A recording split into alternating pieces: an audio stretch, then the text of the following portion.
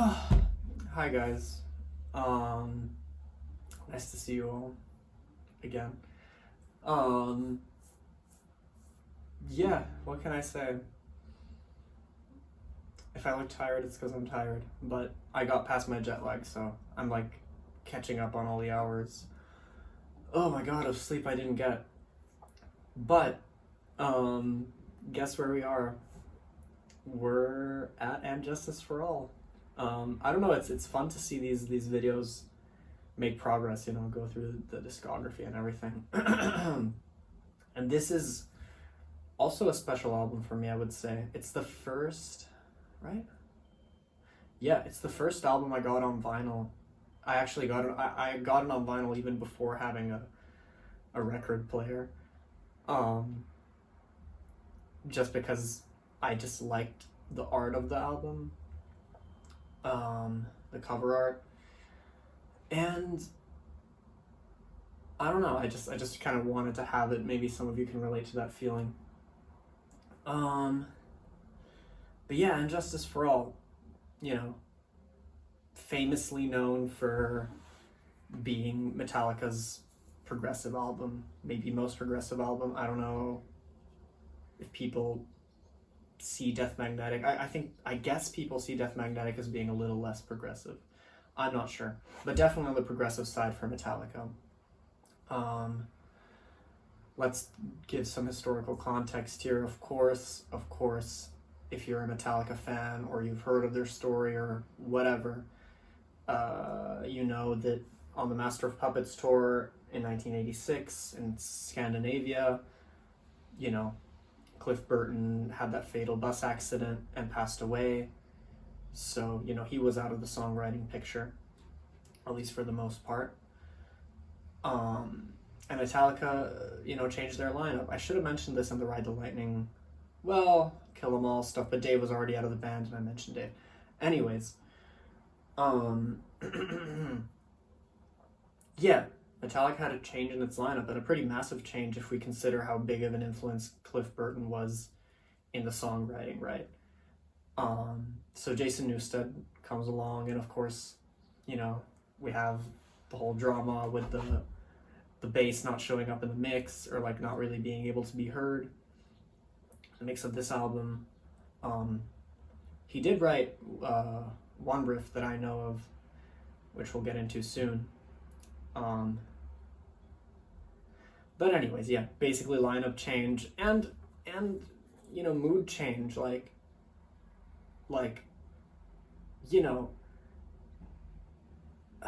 comparing it to Master of Puppets, this album is again another sort of evolution, but it's not, I wouldn't say it's an evolution like the evolution that took place between Ride the Lightning and Master of Puppets, because that seemed like an extremely natural evolution with the same four people just taking exactly that music to the next level. Whereas this, yes, it's that music, yes, it's going to the next level, but you feel that there's something missing, you feel that the mood has shifted, definitely not in a happier way. You can feel it, but at the same time, that that feeling of something missing gives this album its own very special sound. And it's a very, apart from the no bass stuff, it's a very gritty sound. It's not gritty, what's the word, I'm not sure, but I hope you guys know what I mean. It's a very unique sound, basically.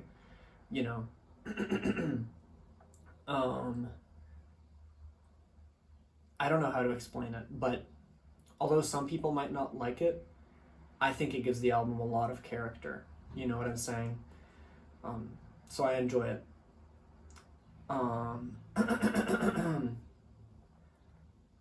And yeah, there are some moments of melody on this album that really work.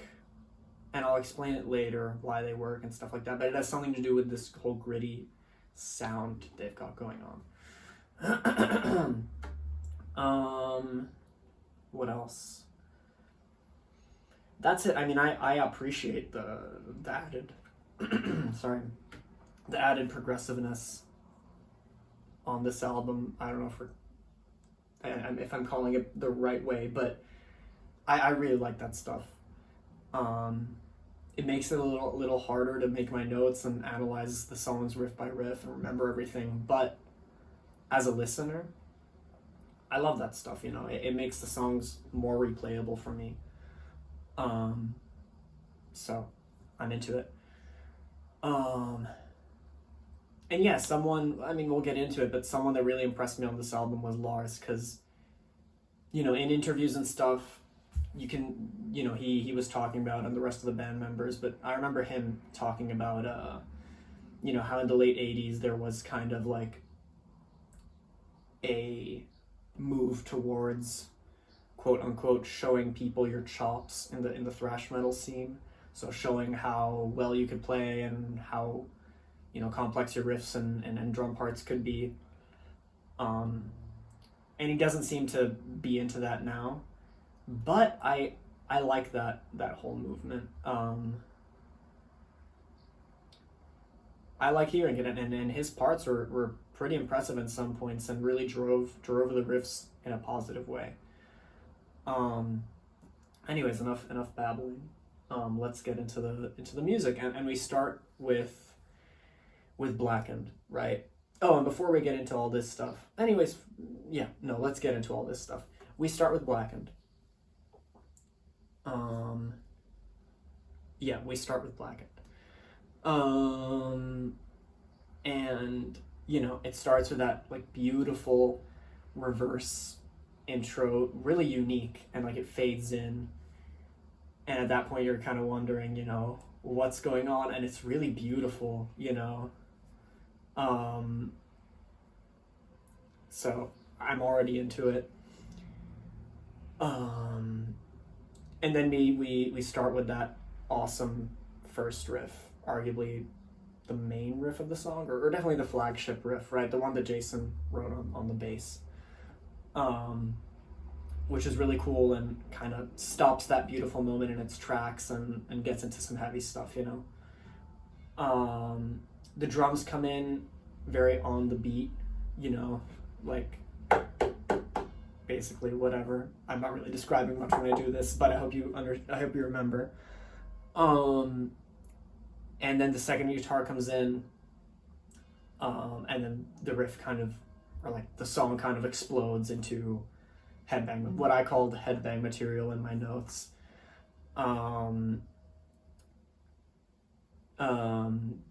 Basically, like, especially if you see concerts from the time, like the notorious Seattle 1989 concert, you know, the band's headbanging, you're headbanging, everyone's headbanging, right? It's a really cool beginning, and the riff is iconic. I didn't write that in my notes, but I would say it's an iconic riff. So props to Jason for writing that. Then we get into the verse riff, which I think is really cool. And putting two really cool riffs like that kind of work so well together in a row is a nice touch. And then boom, we get right into the lyrics. It's a fast-paced song. They don't really stay on one riff too much without adding something else, because it's, you know, it's an opener, it's a Metallica opener. They know how to do it, you know, they keep the energy going, and they do. I love the vocals pretty much in this whole album, but, you know, in this song, and the lyrics are cool about like nuclear winter or something, or Mother Earth dying, something like that, but they're edgy in a cool way, right? But yeah, Blackened is the end, winter it will send, you know, we start with that, and, you know, the riff is cool. Let's see. Yeah, then the pre-chorus, which is the iconic riff, and then we get into the chorus, which is also awesome. More like of an open power chord feel, which gives the song some breathing room, as they seem to like to do in these openers.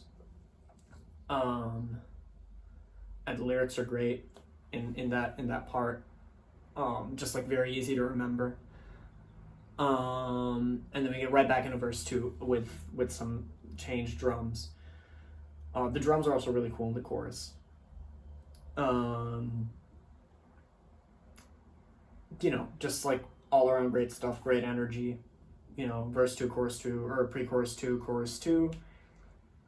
And then, oh yeah, and then we get into another great part of the song. I mean, these parts are all great. I would say it's an iconic song, right, for Metallica. And then we get into the bridge, which starts with a kick, right? Kind of like the beginning of For Whom the Bell Tolls. I don't know. No, just like it just starts with a kick, like only a kick, right? It's like, you know, and then we get into the bridge with this really awesome riff.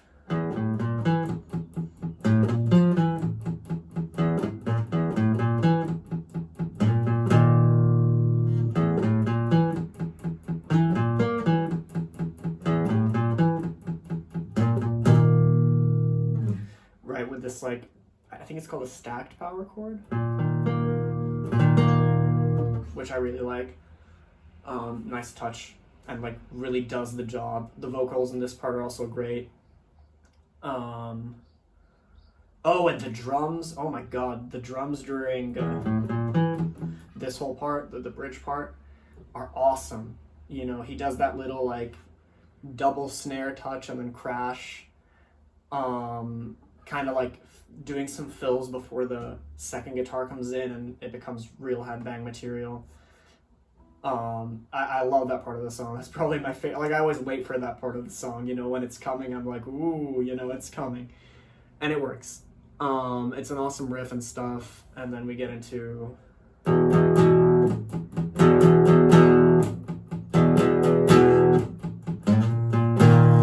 with the vocals. And those vocals also, yeah, as I was saying, they're great and, I don't know, catchy. With the echo and stuff, you know. Ow. I'm like hurting my arm. Let's see. Oh yeah. Then we get into the beautiful little harmony part. That's one of those, I would say, beautiful moments on this album that really works in the best way possible with the grittiness I was describing. It's like, I tried to describe it to people, but it's really hard to describe, and I hope at least one of you understands what I'm talking about. Maybe one day, but it's like that, it's just so melodic, but coming from such a gritty, it seems like a gritty person, or like a dark person, you know what I'm saying? Or like such a bad mood, but not a bad mood, just like a heavy mood. It's like the melody struggles to come out, but it's beautiful in its struggle. That doesn't feel like it struggles to come out in the song, but like, it's really hard to explain. But every melodic part gets an added thumbs up from me because of the sound of this album and the atmosphere. But anyways, regardless, we get into that beautiful harmony part. The drums keep the tempo going very nicely. You know, keep you headbanging. I gotta say, the drums are really good in this album. I had chills during the harmony part, no question about it.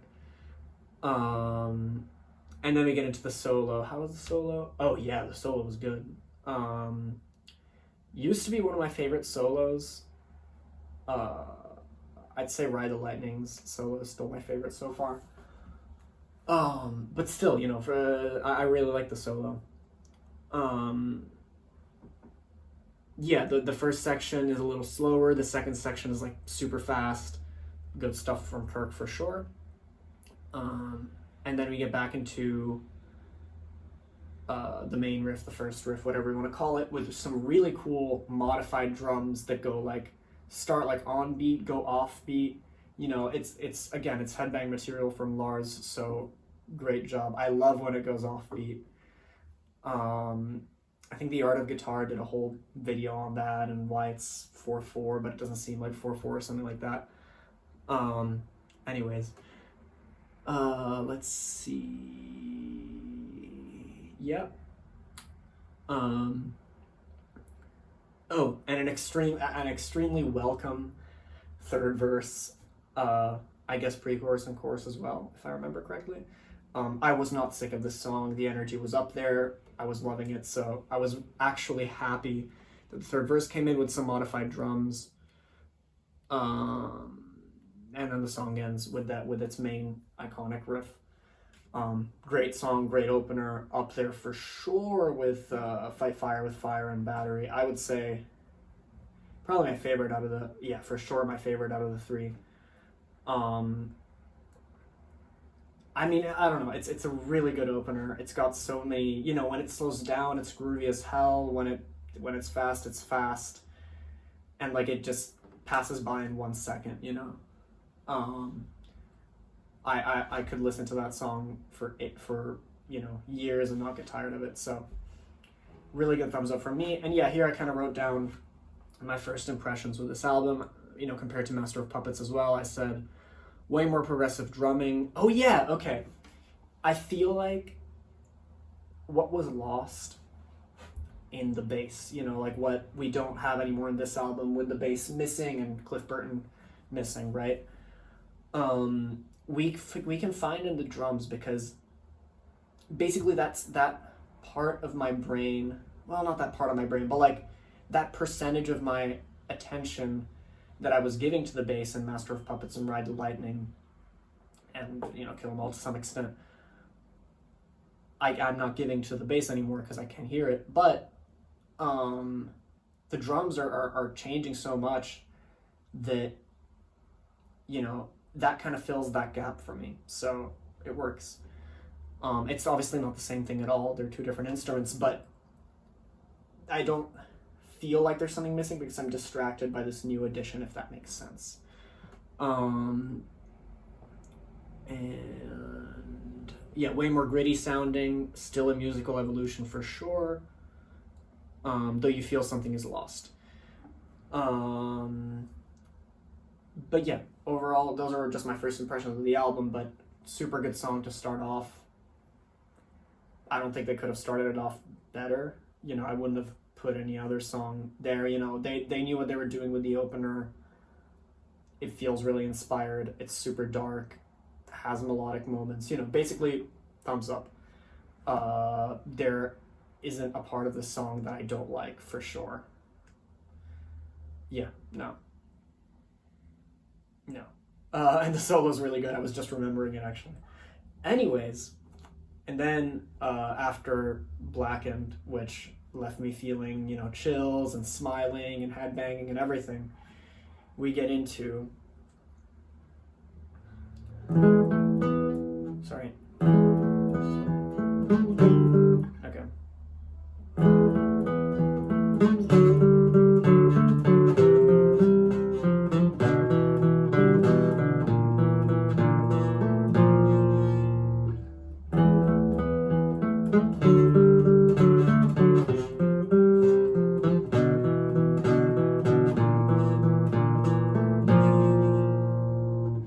Okay, this guitar is really annoying, but, you know, I would consider this iconic. Maybe it's not, you know, the most well-known Metallica song, but what a beautiful intro. Oh my god. Like, I learned this... Actually, no, I learned this a year ago, but it feels like really long ago because I play this so much. It's a really pretty intro, you know, like, very emotional even. You know, the little... Let me see... the little trills and stuff. It's really cool. I'm really curious who wrote that in Metallica. It feels like James because he likes writing these sort of clean riffs. But basically, yeah, you know, A+ to whoever wrote that. I called it a gorgeous intro, and of course I had chills. The little lead parts over it also help a lot. You know, they knew it was beautiful, and they were right. And then we get into, you know, that part that comes in, kind of, the melody just builds up and becomes more and more melodic, more layers, and then it's like, uh-oh, you know, and then we get into the song, basically, like, after the intro.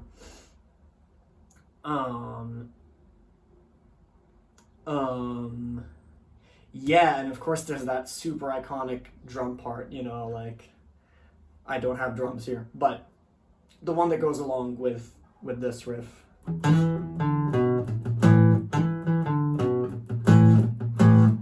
That whole part, which I'm not sure who came up with that between Lars and James. Anyways, but you know, really cool drum part, which kind of solos before the guitars come in, which is nice. Like great work by Lars. Again.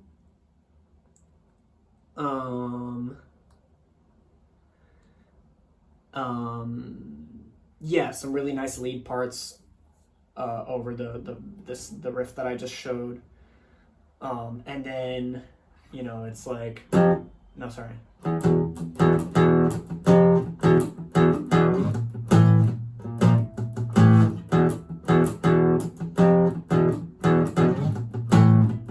And then we get into the verse riff, which, well, hold on, I'll play it first.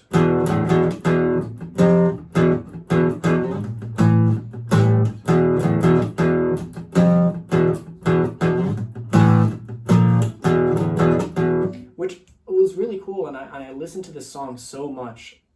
I never really noticed because I was focusing on the vocals because they're really beautiful and the lyrics are really, really interesting.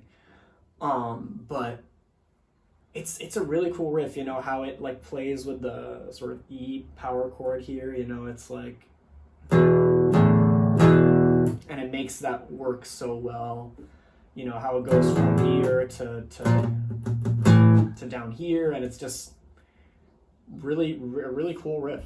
And I yeah, like, I want to do it justice because I feel like it's hard to notice. Maybe that's just me though.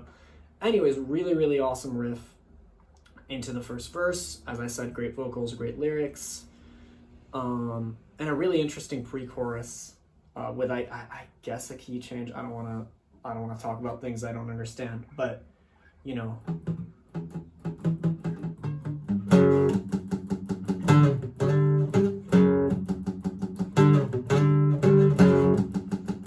Really, really cool stuff. Oh, and the whole, you know, part is also awesome. I mean, like, the whole song I kind of love, to be perfectly honest. And then into the chorus, which, you know, gives the song some time to breathe after all the chugging of the pre-chorus and the going crazy here. The lyrics are really cool during the chorus as well, really easy to remember. And I like the chorus too. It's kind of complex, you know, it has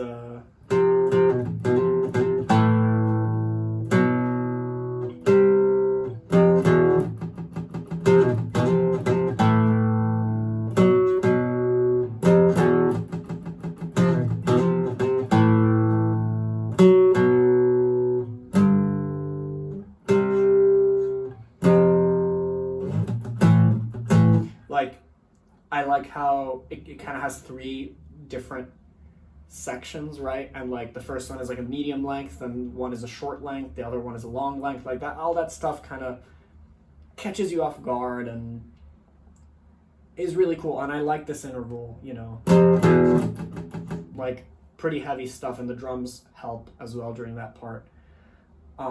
It's kind of like the reverse of Master of Puppets, right? So when Master of Puppets was like, this one is,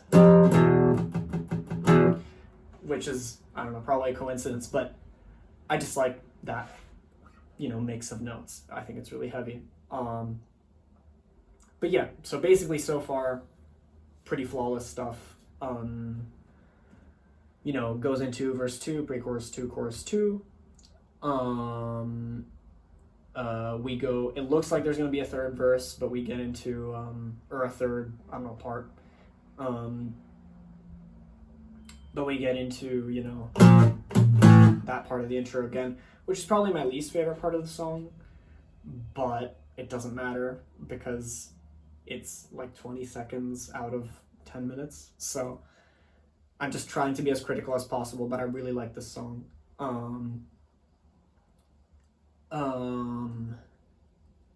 Into a really melodic solo by Kirk, which I really like, over the pre-chorus. Yeah, just really good stuff. It's like a slower solo, but it really gets the job done, and the song has such an atmosphere. That solo really delves into that atmosphere. And then there's the second solo. Okay, no, that's never mind what I said earlier. The second solo is definitely my least favorite part of the song. So there is something I can criticize in this song, unlike Blackened. Not a major complaint, but I just don't like the second solo. It's like, I don't know, too groovy or something. I don't know. I just would have played it differently. But I do like the new rhythm riff that's introduced underneath. How the hell was it? It was like, no, how was it? Oh my god, I'm completely blanking on it. Let me think 1 second.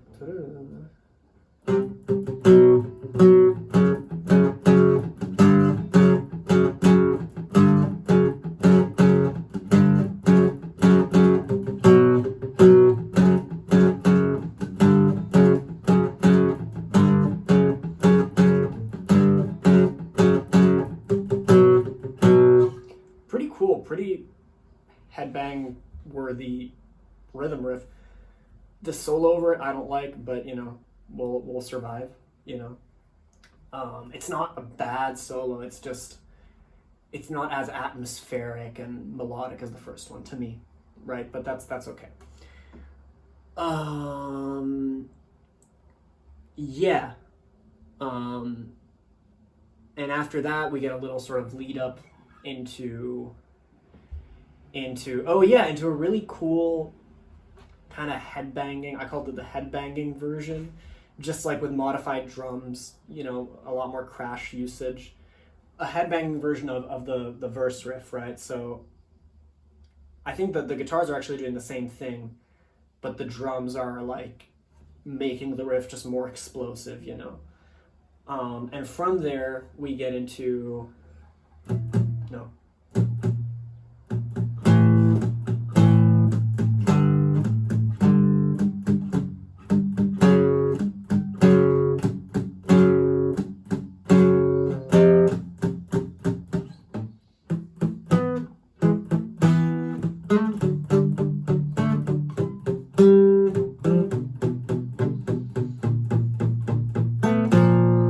I'm not doing it justice with the classical guitar for sure, because there's a lot of palm muting, but you know, like we get into, well, first of all, I love the build up to it, and there's crash that's like crash, crash, crash. Like whenever the open power chord is hit, there's a crash, and that's really cool, and the whole band kind of slows down, and it kind of feels like, you know, the song had been going so fast for so long. It kind of feels like a machine that's like that like can't carry on anymore, like a not a car that's running out of gas, but like, yeah, just a machine that's like struggling to carry on and slowly stopping or something. I don't know what that has to do with the lyrical content, but maybe one of you can make the connection.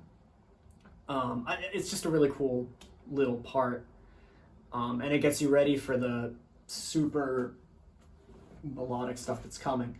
So yeah, there's like a distorted version of the intro riff, which evolves with some leads and then gets into some power chords.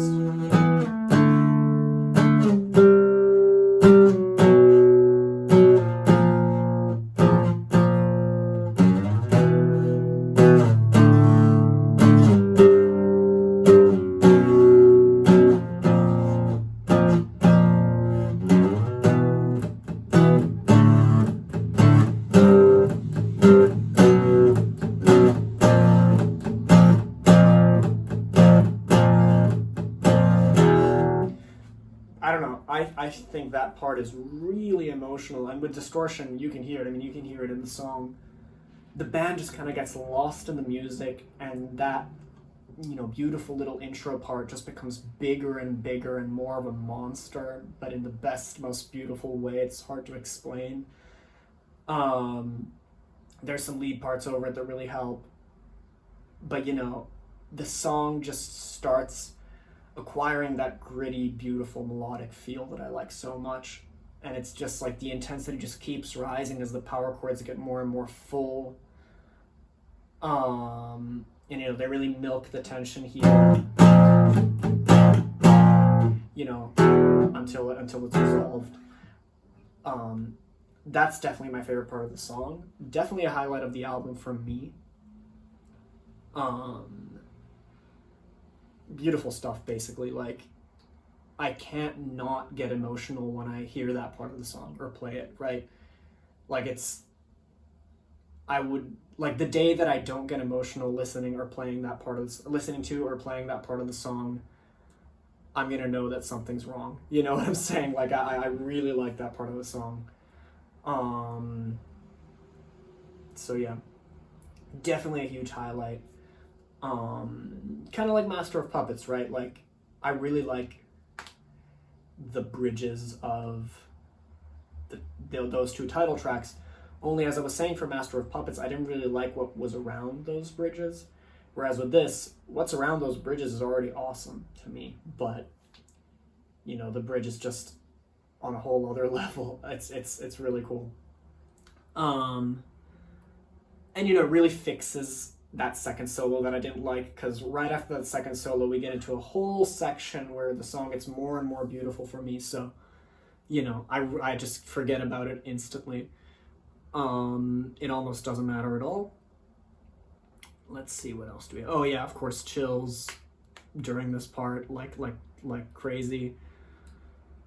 Yes. By the way, during the whole power chord bit, the drums keep changing and driving the intensity more and more. That really helps. So props to Lars. What else do we have? More and more intense. Favorite part. Heavy and melodic AF, I said in my notes. I said gotta be my favorite song on the album, right? We'll see about that. I don't mind the third verse. They also kind of shorten all that stuff, or some of that stuff, which is nice. And I need some time to come down after the high that I experienced, you know, during the part that I played earlier. There's some new drums in the third chorus, which is nice, and then we get into like a really nice melodic ending. How was it?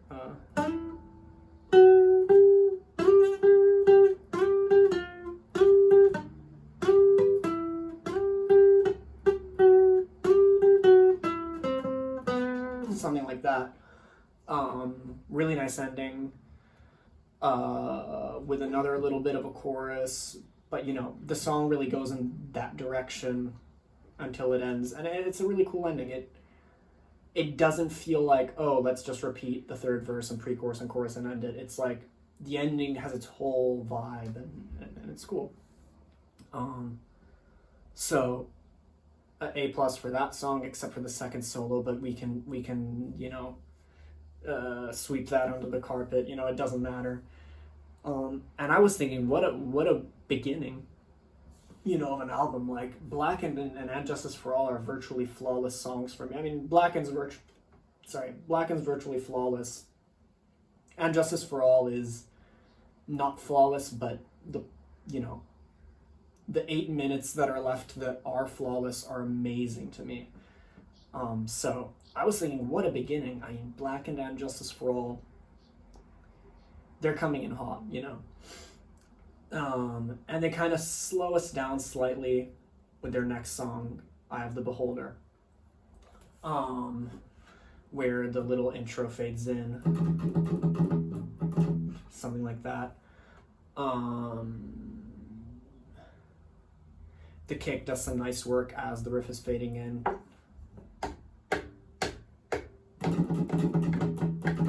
Something like that. I can't believe I managed to pull that off. Yeah, and then we get into what I called a lovely headbanging tremolo riff, which is something like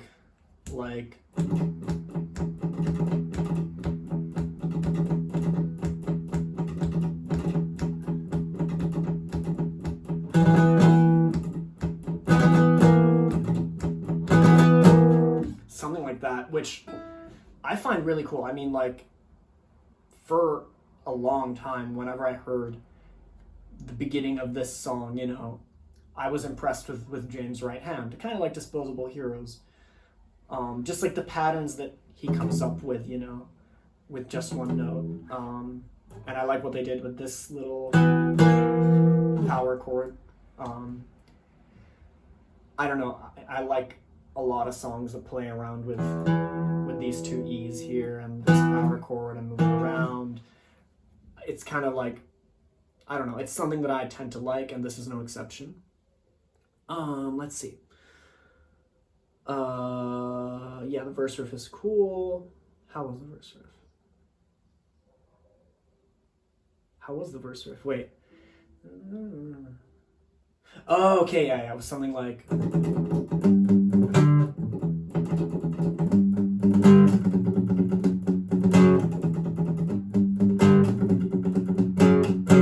Pretty cool. And it really fits with the vocals.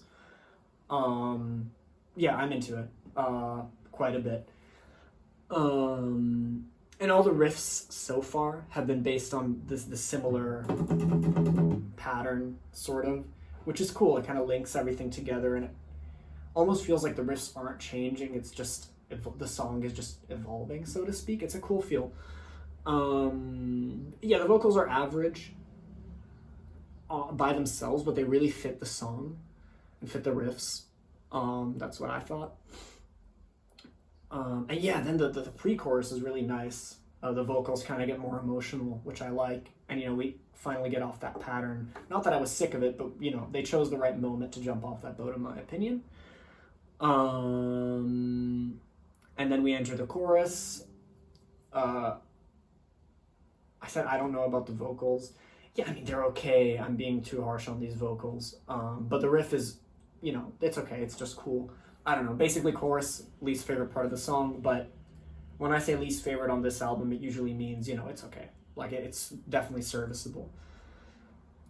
And then we get back to the lovely headbanging riff, which really helps the song for me. I really started liking the pre-chorus. Yeah, the vocals and the riff are both good, which for this song doesn't happen that often. Not that I don't like this song. I think this song is nice, but anyways, when everything is so good, you know, it's hard.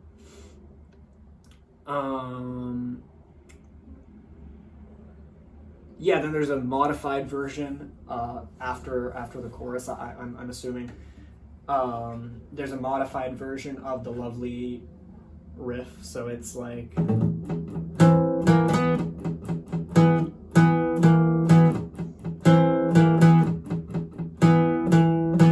Pretty cool, you know. Again, playing with that power chord. Nice stuff. Then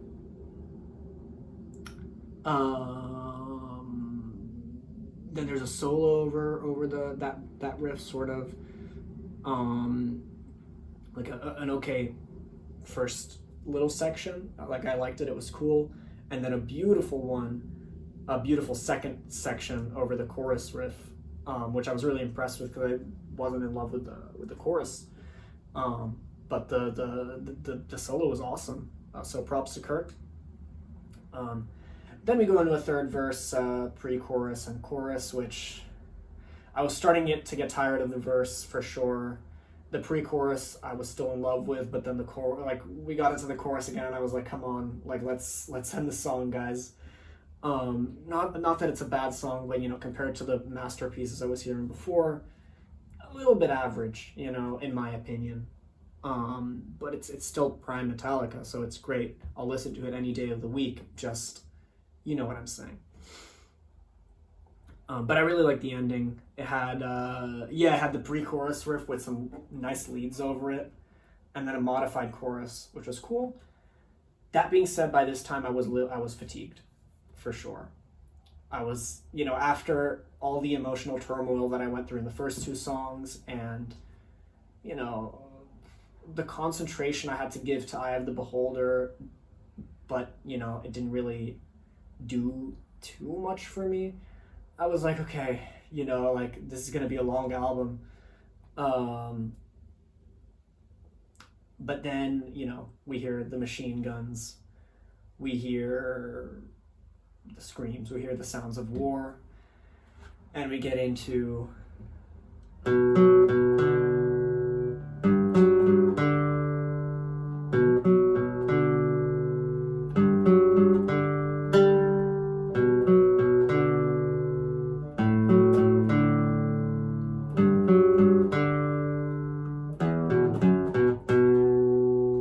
right? I was so tense. I really didn't want to mess that up. I kind of did a little bit, but compared to what I usually do, it's nothing. Point is, we get into this, right? And you know, safe to say, by the time that played, I was no longer fatigued.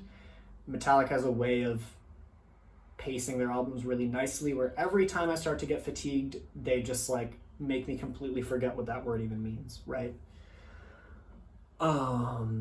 Chills, of course, during the intro. Beautiful, iconic intro solo. You know, it's a number 4 ballad. It's gonna have that structure, and I'm all for it. The drums enter in a really nice way. I really like the intro solo. Then there's a modified version of the intro I played, something like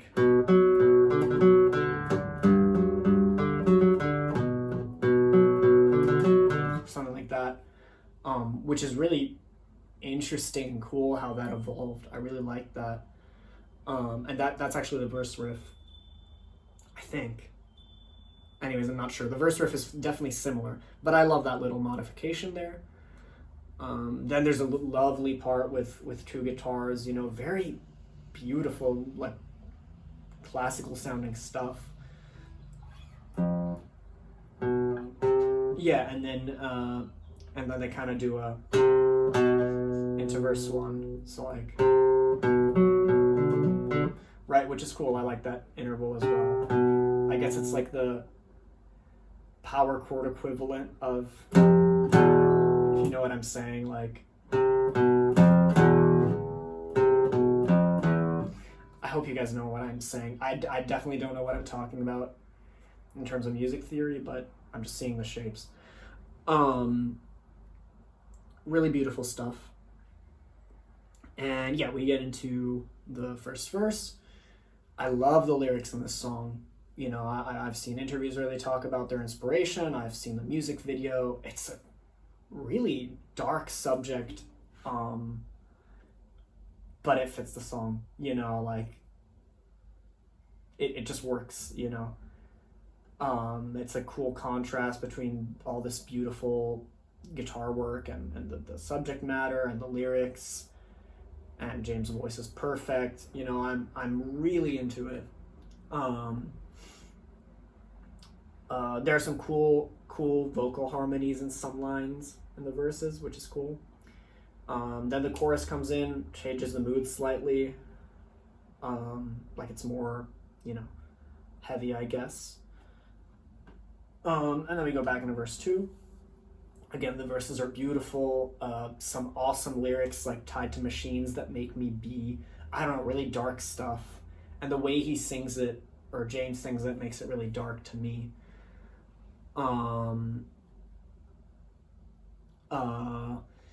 Second chorus, and then a really beautiful solo.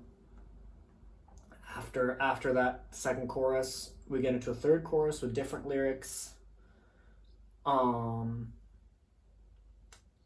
Into the bridge, which has, like, it feels like has at least 3 guitars, right? And at this point, the intensity is ramping up. The guitars are distorted. They're doing some stuff up here.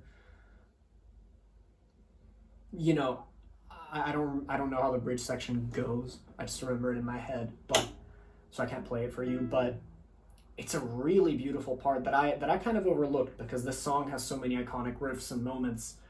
But I would say this should be one of them. I mean, it's a really beautiful little part there, and it really helps ramp up the intensity.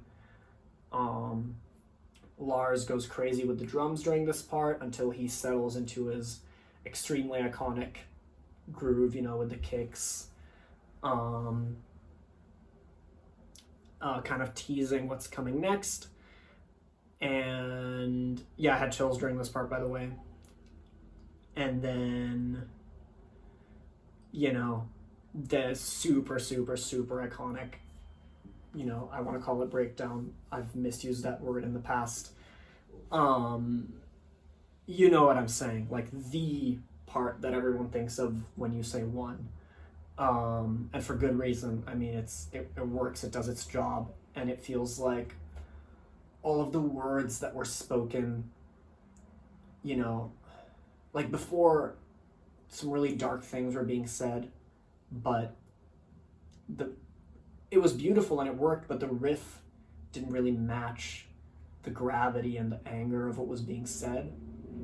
But now that's coming out, you know. So it really works for me. The riff kind of loosens up and the drums really work and keep up the groove. They really play around with that riff, you know, afterwards. It's like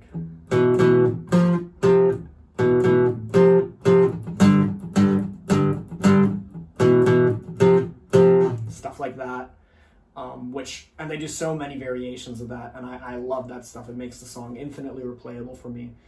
That whole part after the iconic riff is just like so much energy, you know, and so much craziness, but in the best of ways.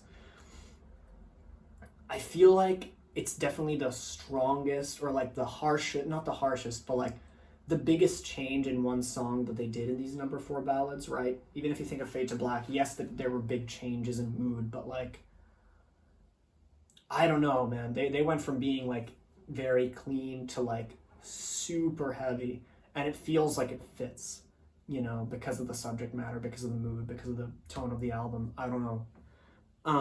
So really, really, really good stuff. Of course I had chills. Solo's also super iconic, right? I mean, I'm sure you guys know the solo, right?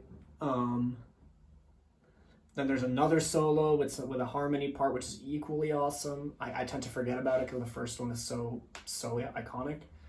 Lars just keeps the tempo going, you know, keeps the intensity going. You're headbanging your head off at this point.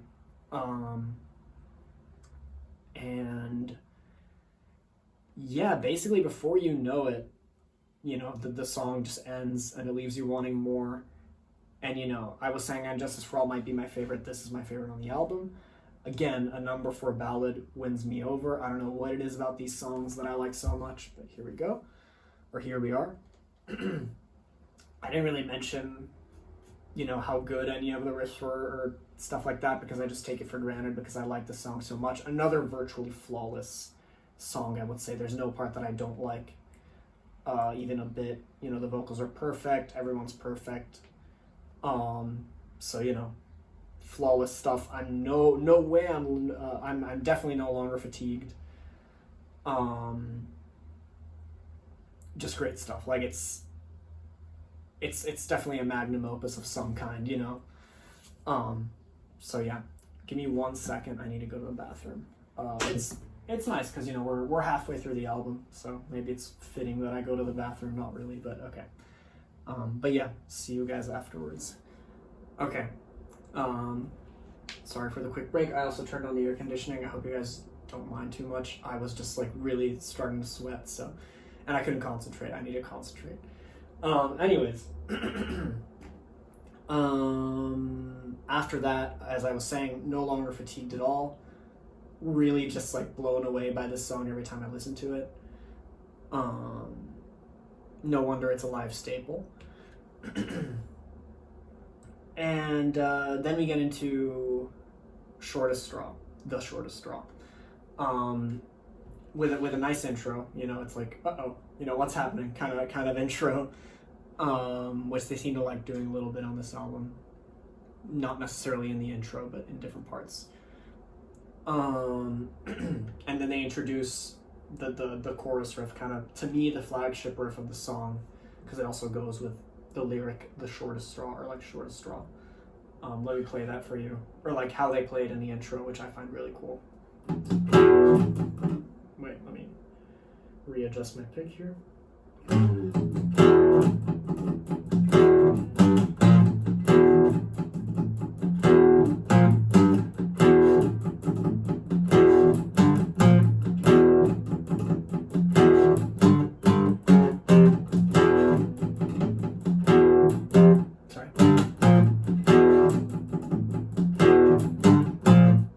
Man, I messed it up. Okay, I'm a little mad, but we're gonna get past it. Point is, something like that, right? Basically. The reason why I messed up was because I was thinking of how the drums change after that first. You know, the drums change completely in a really cool way that makes you want to headbang.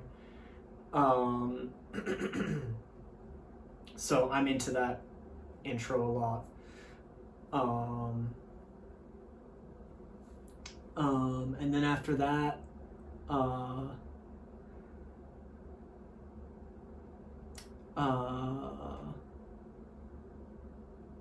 yeah, basically there's a second riff, I guess.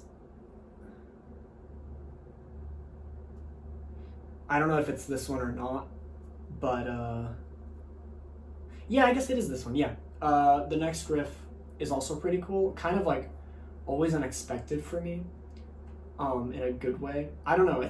I always forget about this riff in the song, but it's a cool one. It's an interesting one. Can I remember it? It was like, yeah, something like that, right? Which doesn't sound good on its own, but just kind of works in that song. And the drums help, you know, how they come in.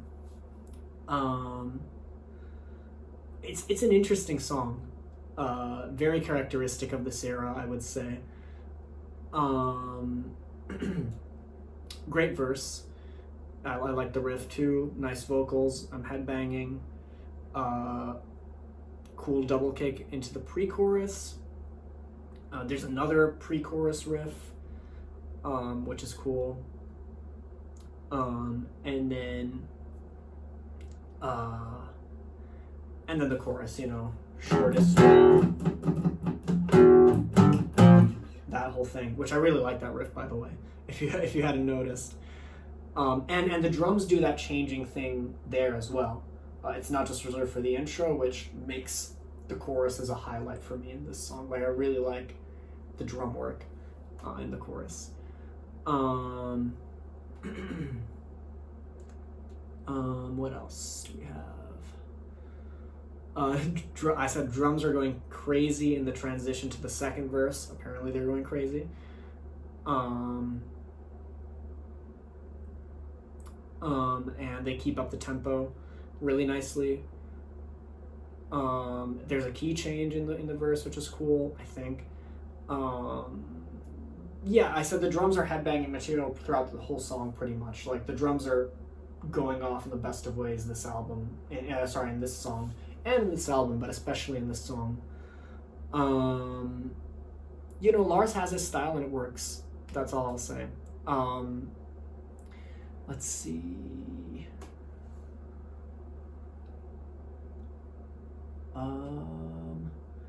Drums are headbanging material. Yeah, I said great job, Lars. Yeah, then we get into the first bridge riff, which I think is really cool and melodic. Then there's a solo over the verse riff, which is really cool. Even awesome, I'd say. And then there's a second section over some sort of dissonant sounding power chords. And then again we go back into the really melodic bridge riff. Very nice work by them. Like, that riff really fits and gives a whole other dimension to this song. We get into a third chorus with another solo, which really caught me off guard. Over the chorus riff, which I already love by itself, but the third solo really caught me off guard.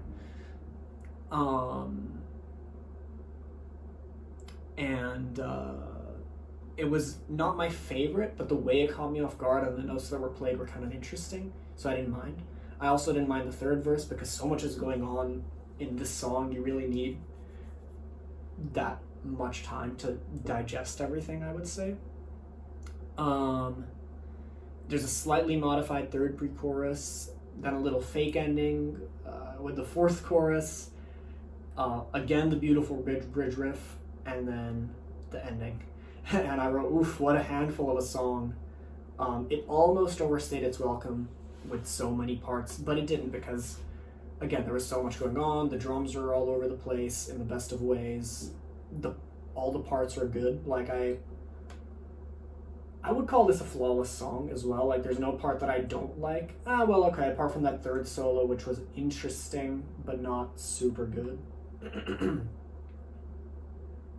It's okay. Like, it's a good song. I'm just comparing it to Blackened and stuff. It's a really good song. I like the song.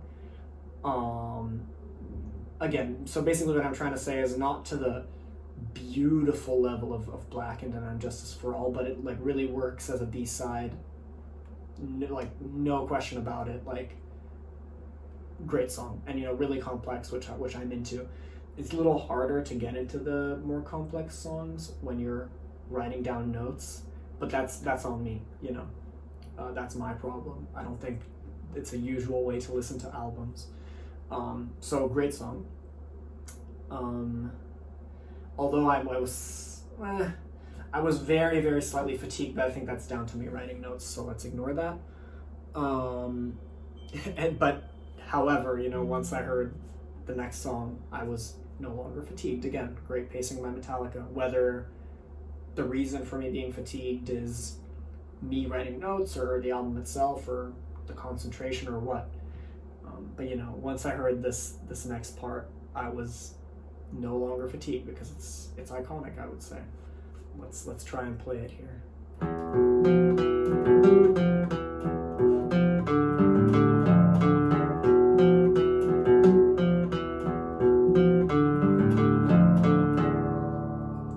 Really cool stuff. I mean, and James tends to use this,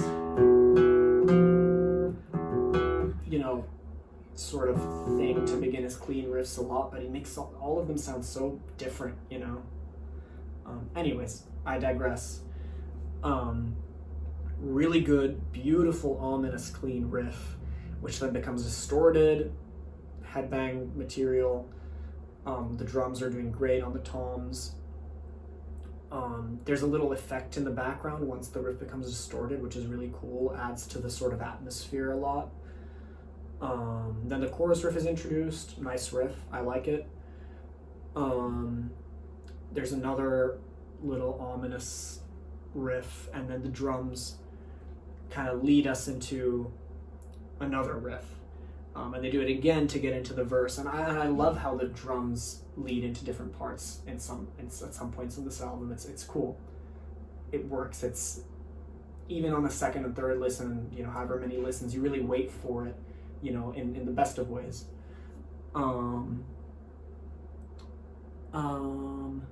Yeah, really nice verse riff, right? I think it's like,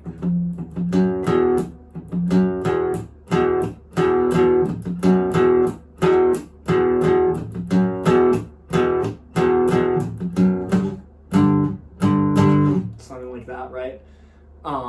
Which I really like, and the lyrics work, or the vocals work well with it. Let's see.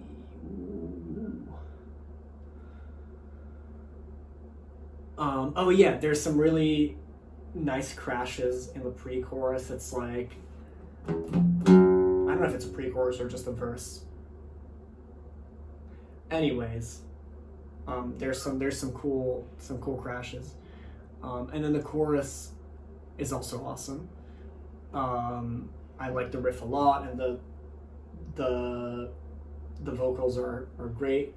The lyrics are catchy, and the backing vocals are cool, especially if you sort of think of Jason Newsted doing them live, or anyone doing them live. Mostly Jason Newsted though.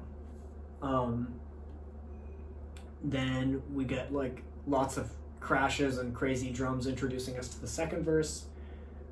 I like that part when James goes drink up, shoot in, and the crash kind of matches those. It's like anyways, the crashes kind of work with the lyrics there. It's a cool little part. The drums are great in this song, really inspired. I think sounds like they're really inspired. There's a second pre-chorus, second chorus. Love all that stuff. Then there's a really cool solo over the verse riff. Kind of an iconic one to me. And then an awesome bridge, which really adds to the song. It's kind of like a modified version of the chorus riff, which is a really nice touch. Like, I like that part a lot.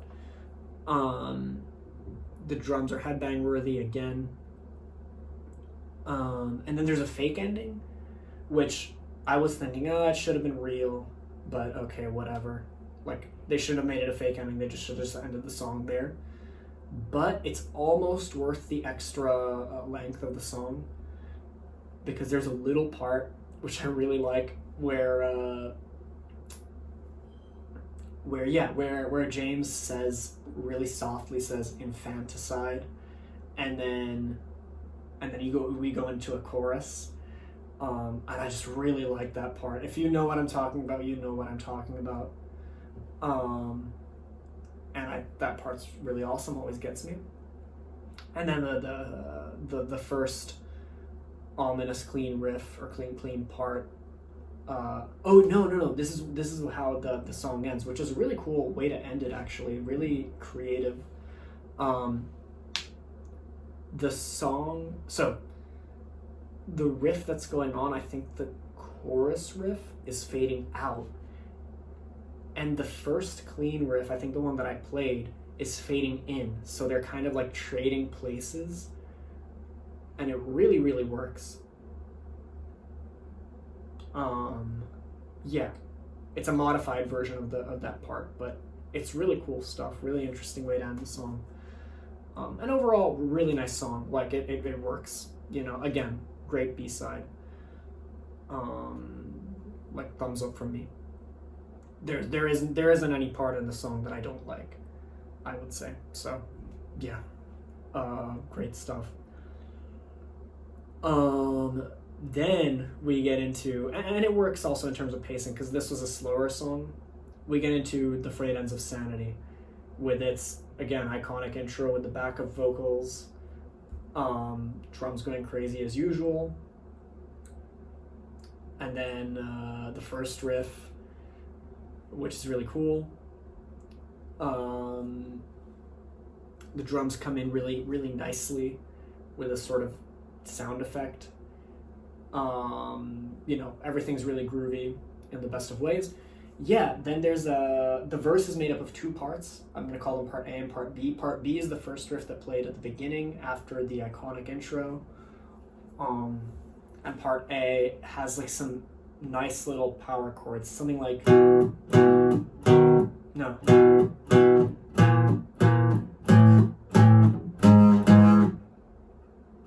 something like that, right? Which I like that kind of stuff. So yeah, basically no complaints about the verse. The verse, they're really cool. The verses. Oh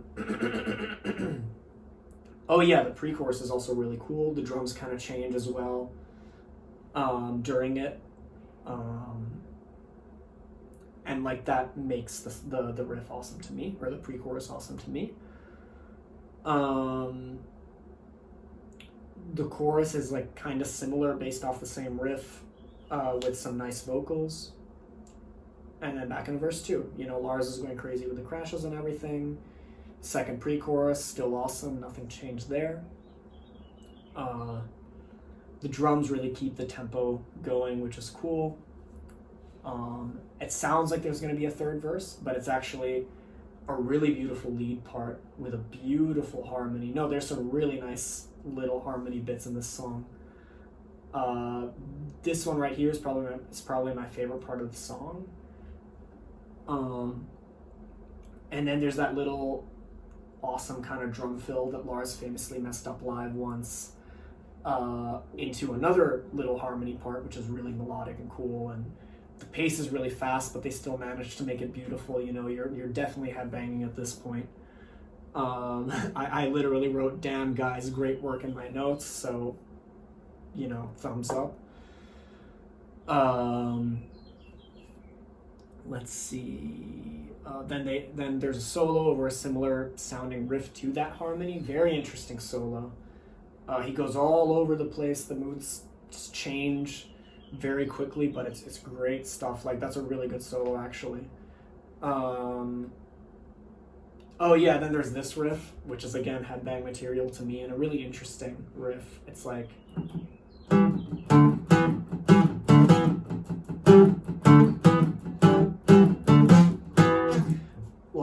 what a cool riff. So it's like an inverted power chord and then a straight one. I don't know, it's a really cool riff to me. And it's paced very well. I put in a very good part of the song. Let's see, where was I here? Frayed of Sanity.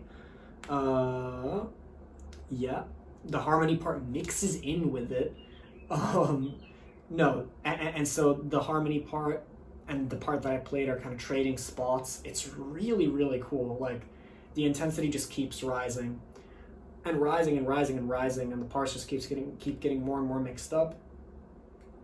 I would have ended it there, but they didn't. I then changed my mind because, you know, the song keeps going and it's just still really nice. So complex and has so many harmonies. I should listen to this song more often, and if, you know, I suggest you give it another chance. Third pre-chorus and chorus, there's a modified, well, the first riff plays again with James laughing in the background, and the drums are modified. There's so much stuff going on in this song, and the energy is all there. And then they end it with the riff I played, so like something like that, only they didn't butcher it. So really good ending, really good song. I thought it should have stopped at some point, but it really shouldn't have, like, let this song go. Like, such an inspired sounding song, really cool stuff, and manages to be really melodic and keep the pace really fast and super complex, but everything fits and feels smooth. So definitely definitely my, you know, top two in side B of this album for sure. I mean, like, compared to Eye of the Beholder, even Harvester of Sorrow, and The Shortest Straw, to me, I would say this song is at another level. Like, this song to me can sit comfortably with Blackened and Justice for All and One. I don't know if it works with the pacing, but in terms of side A and side B, I would have put this in side A instead of Eye of the Beholder. Really, really nice song. And then we get into, you know, great pacing again after all that intensity. Metallica brings it down. Let me turn off the air conditioning. Metallica brings it down. A really beautiful, clean riff comes in, and, you know, slowly but surely, the guitars build up, and it's... Sorry.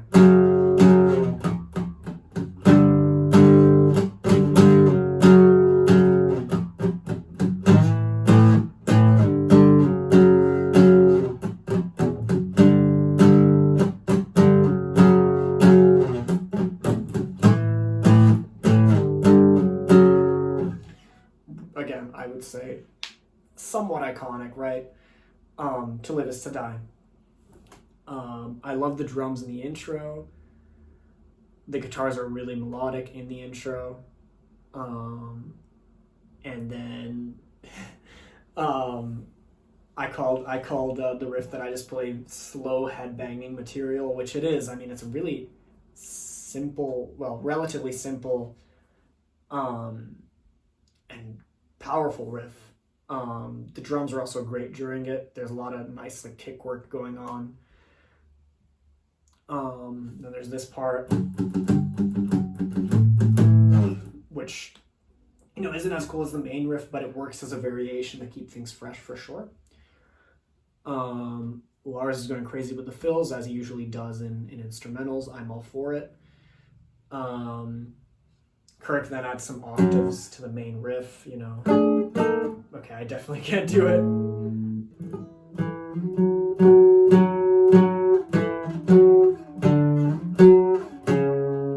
Something like that.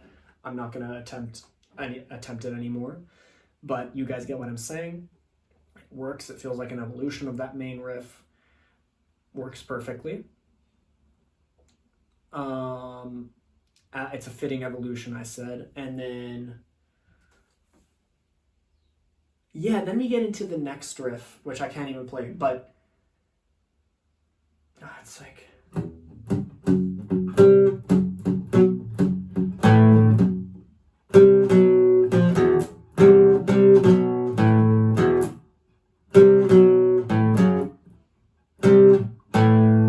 So it's like...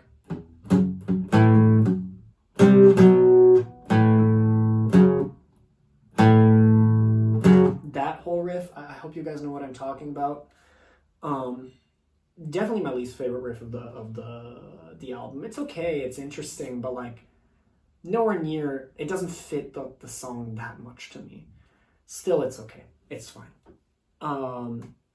Kirk does this really beautiful part over the main riff. I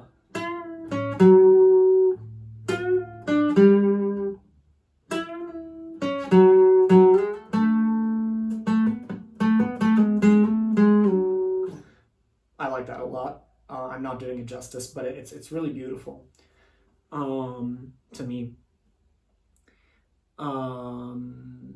Then he solos over the main riff and does this thing where he like, it starts off with him seemingly like playing with the switch on his electric guitar, giving it like a switch on and off feel, if you guys know what I'm talking about. I like that little touch.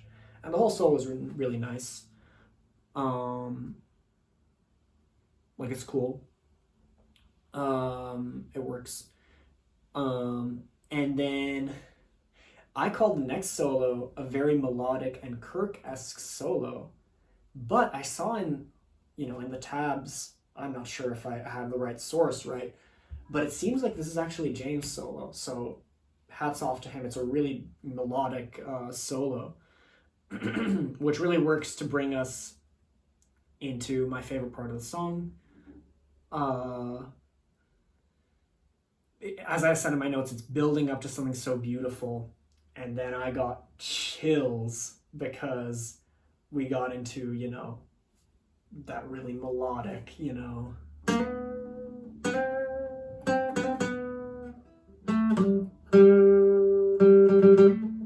part.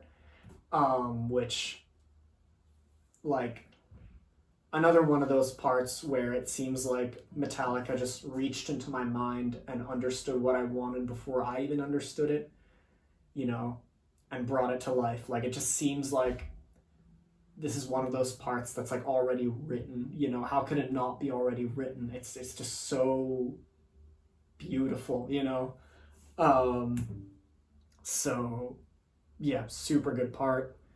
So many chills, and then it kind of like all of a sudden slows down and gets into a very quiet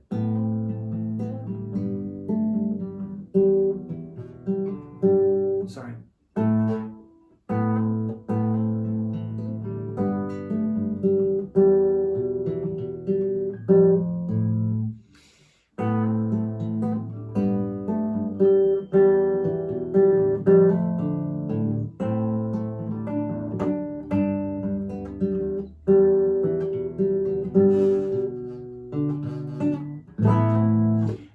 part, which I messed up terribly and I'm really angry at myself, but that whole part, which really brings everything down, and some like little guitar swells come in to accompany it, it really works. Chills again until the song explodes again.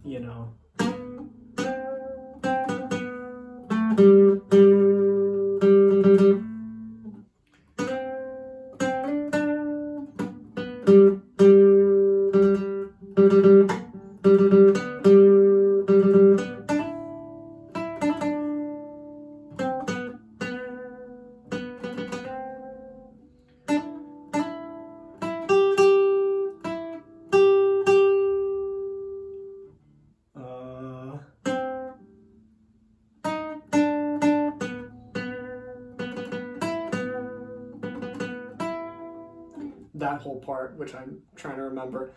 But I mean, it's so addictive to play. Like I spent hours learning this part before this video because you just want to keep going. Like I'm so addicted to hearing this part that I didn't even want to look at the tabs. I just wanted to like keep playing even if I was playing it wrong, you know. It's just such a powerful part. And you know, I'm playing it with one classical guitar, but there's so many instruments in the background that really help make this part feel really explosive and like it's building up, and it's really powerful and definitely a highlight of the album. Definitely, if not the highlight, it's a highlight, you know, with a capital H and a capital I. I can't stress that enough, really. I mean, what a part. And if you don't know what I'm talking about, go listen to it, please. Oh yeah. So you know how I was talking about that grittiness and beauty mixed up? Some people say the song is about Cliff or for Cliff or whatever.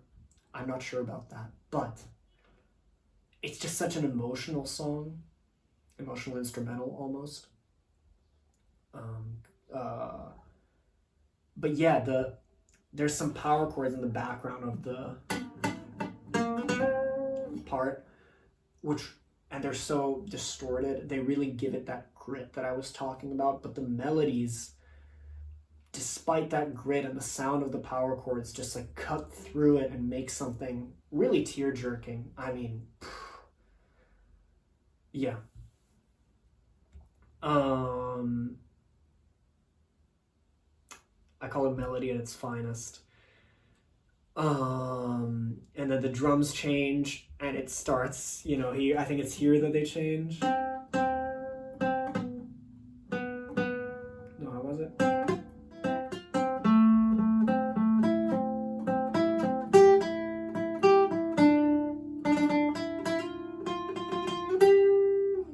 Yeah, this is the part that I was saying where the drums change. Sorry for the break, or for the cut or whatever. I just went and had lunch quickly, and I clearly needed to calm down. Because yeah, basically I like the song a lot, and I couldn't stop describing it in different ways, or the part of the song. But yeah, so when the part that I was playing comes along, that's when the drums change, you know. Let's see. Yeah, the drums just like get more and more intense, or like just start like driving a beat, you know, increasing the intensity. Let's see. Yep. There's double kicks coming in. It's clearly building to something. The guitars, you know, are harmonizing this whole part, but they also start building up to something and start milking some tension. And then we're at an all-time high again of like, not tension, but intensity rather. It's clearly all building up to something. And then we get a little drum fill back into with a little spoken part, like when a man lies, something, something, which is a pretty cool touch. I guess it like theoretically doesn't make the song an instrumental, but whatever. It's pretty epic. And the octave parts that I really badly tried to play before come in again over that riff. But once they come in, the drums are different than they usually are. Really, really headbangy stuff. I like that part, that little touch a lot.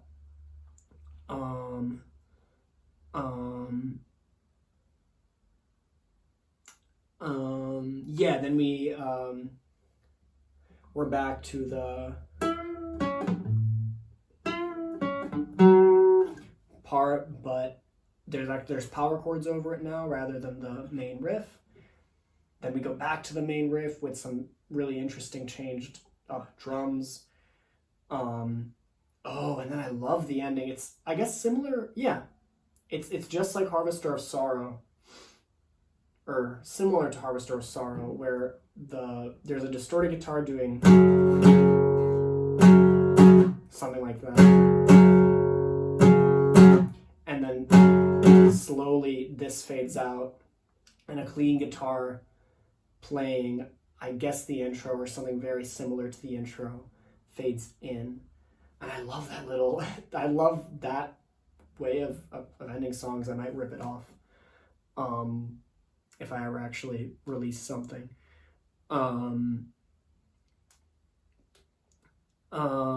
I call it very ominous and beautiful at the same time. Super cool. I had chills again. Really, really, really good song. Yeah, I mean, you guys understood how much I love it. Definitely the highlight is the part that I was, talking about before. But the whole song is really nice and really builds up nicely and doesn't end on its highest note, but doesn't bore you again afterwards, because everything's changed up. There's a spoken word part, the drums are going crazy. Like, it's good. I wouldn't have changed any real part of it, so thumbs up. And then, yeah, like really, really interrupting the whole fade out, fade in thing is, or sorry.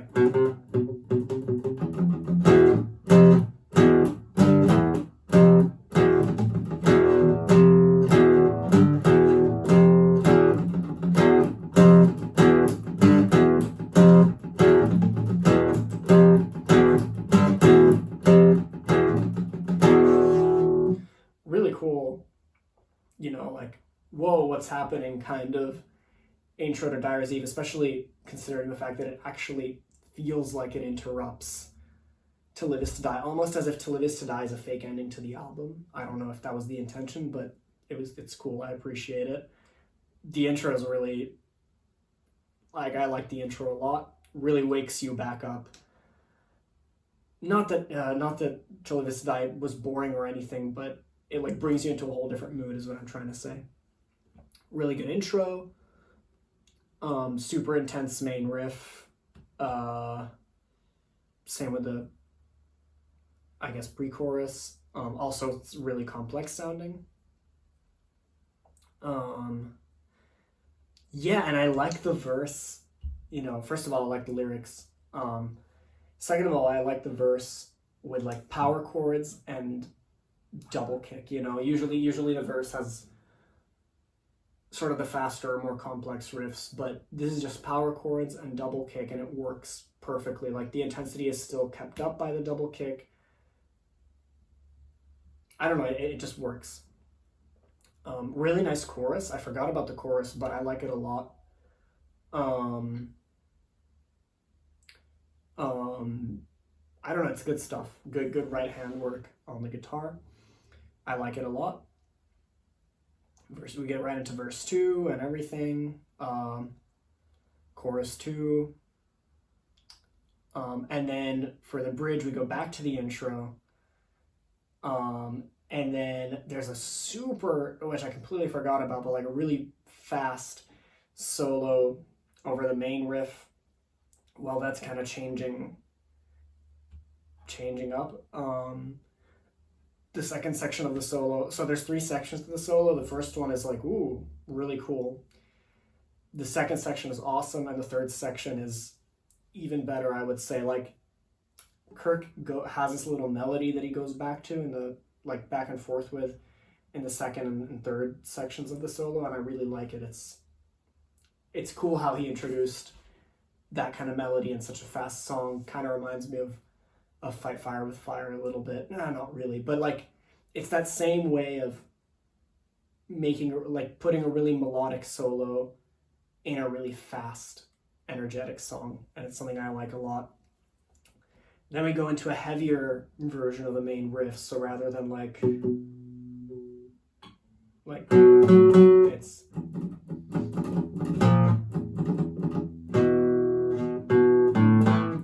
something like that. Anyways, like, rather than it's whatever, I'm not explaining it correctly also because I didn't look at the tabs very well, but it's a lower, sort of heavier, more groovy version of the main riff, which I really appreciate. I said amazing headbang material. Oh yeah, and then some really awesome lyrics come in, something like "I'm in hell without you," something like that. Like great stuff. And then I didn't mind there being a third verse; it was fine. Also nice, yeah, very nice that there was no pre-chorus and chorus. Like great choice by them. It kind of ends abruptly and really leaving you wanting more. Like great stuff, basically. And yeah, I would say this song is at the level of, man.